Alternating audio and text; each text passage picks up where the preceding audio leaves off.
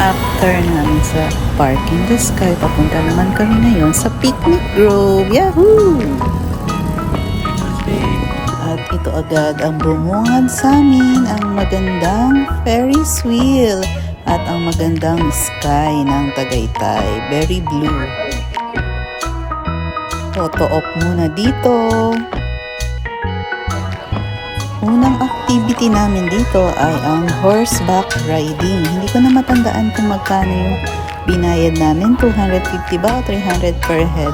Tapos 30 minutes siya na mag-iikot. So, ayan, umaakit na si Kuya Kyle and si Kuya Kier. Sila yung mag-partner. And then si Daddy and si Ken. At si Mami, syempre, ang dakilang videographer. Kasi wala rin naman akong kapartner pagsakay. Saka, alam mo na, meron tayong mga fear sa ganyan. Tingin kayo dito.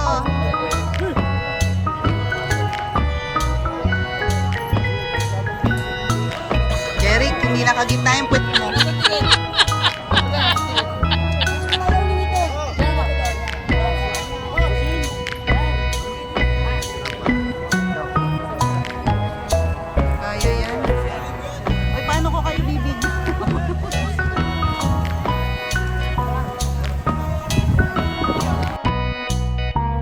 Dito naman sasakay si Daddy at si Ken. Very game ang mga bata sa mga ganitong activities. Gustong gusto nila yan.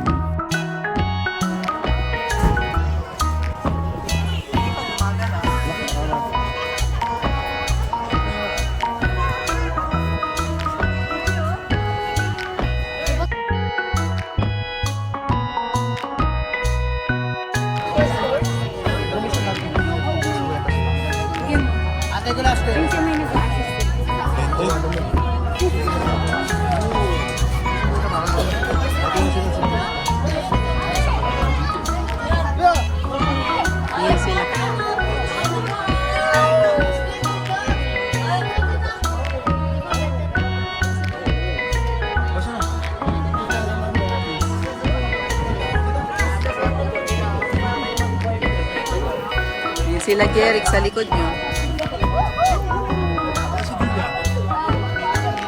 Ay na.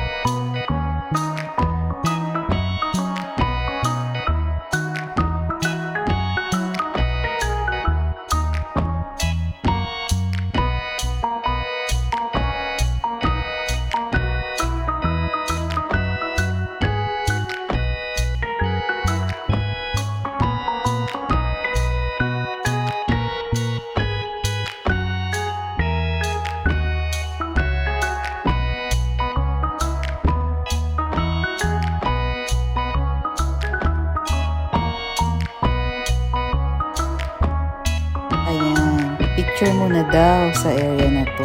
Ayan. At pwede mo yung bayaran after mo matapos mag horseback riding.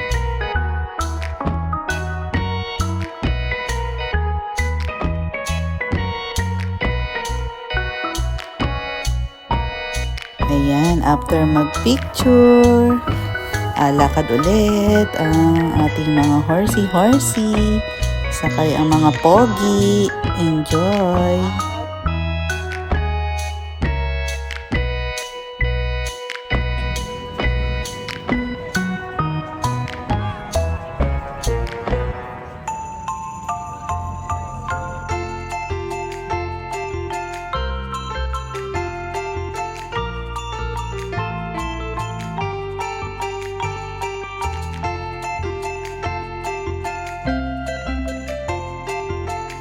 Ayan, pangalawang ikot na nila dito sa lap ng horseback riding. Si Kuya Kyle at Kuya Kier, isang ikot pa.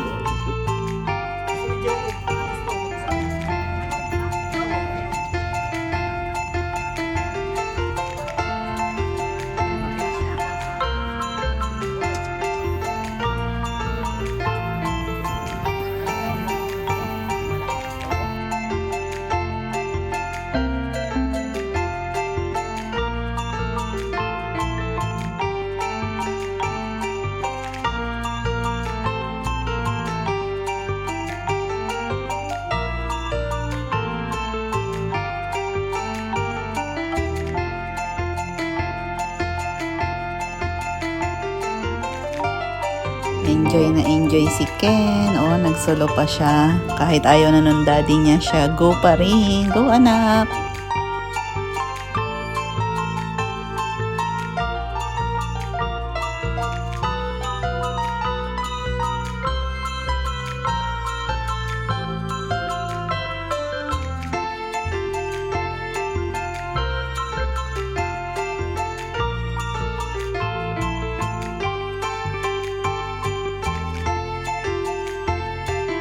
Nagpapahinga din naman ang mga horsey kasi kawawa naman sila sa dami ng mga sumasakay sa kanila. Ayan, lakad muna kami. Papunta naman kami dun sa kabilang side, which is the actual picnic grove. Ayan, lakad-lakad na. Actually, maraming lakarin dito. Napagod sila nanay.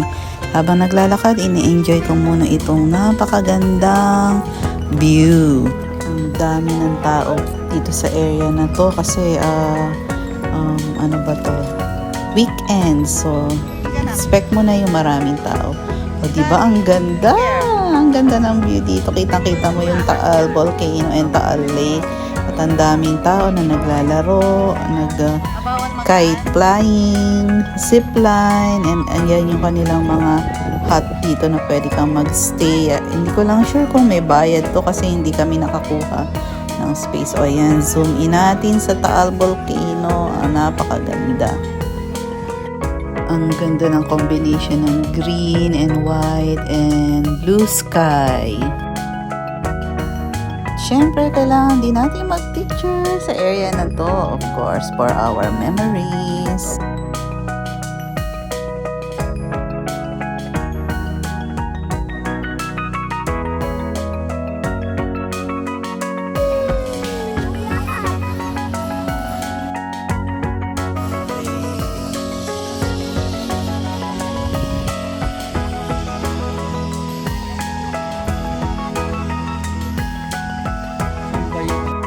Mute kasi may marites si Habi.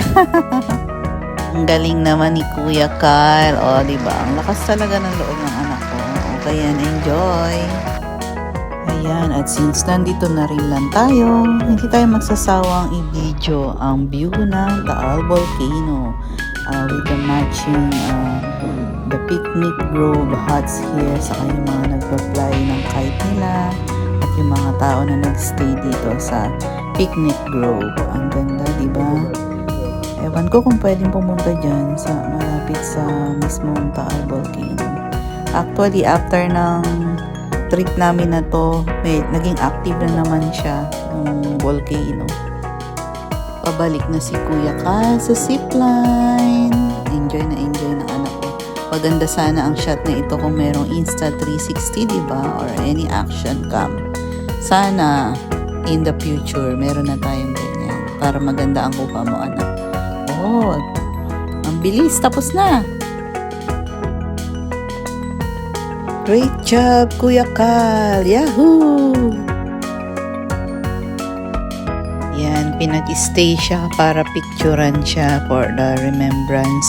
Pero ibang bayad pa rin yun. So, optional naman kung gustong kuhanin o hindi.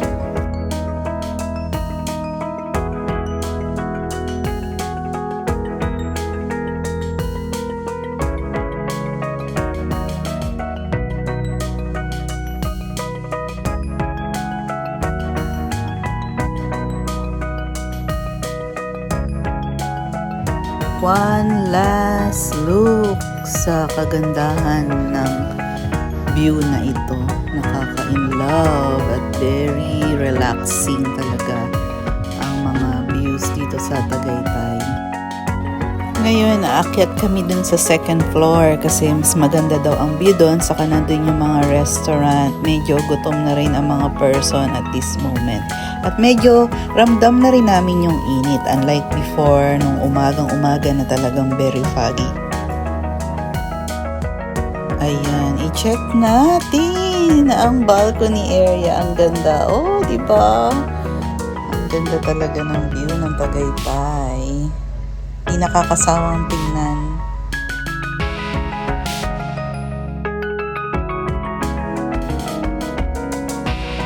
Ang ganda siguro pag drone shot dito, no? Nakakaingit talaga pag may drone. Ayan, mas kitang-kita mo yung ganda ng Taal Volcano and Taal Lake.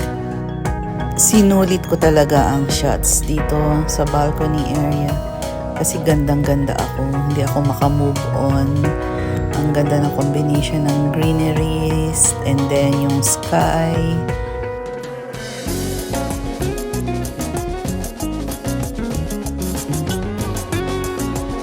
More photos.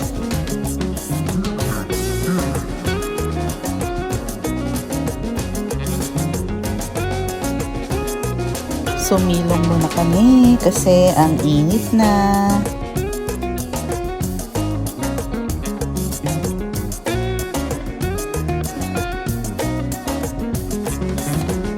Another sets of pictures here. After namin mag-lunch, i-try namin i-explore itong bandang baba yung picnic grove at hindi namin alam na mapapalaban pala kami sa lakaran. So, kawawa naman sila nanay at tatay. Talagang napasubo sila sa lakaran.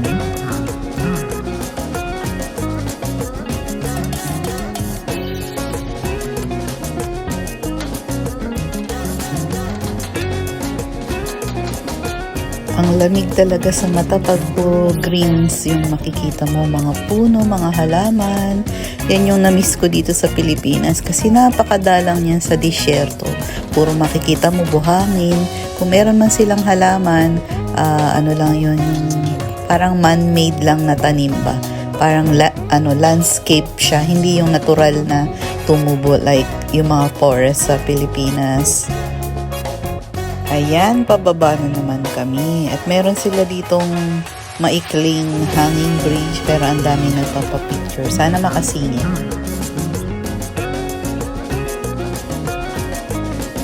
Let's just enjoy the views, guys.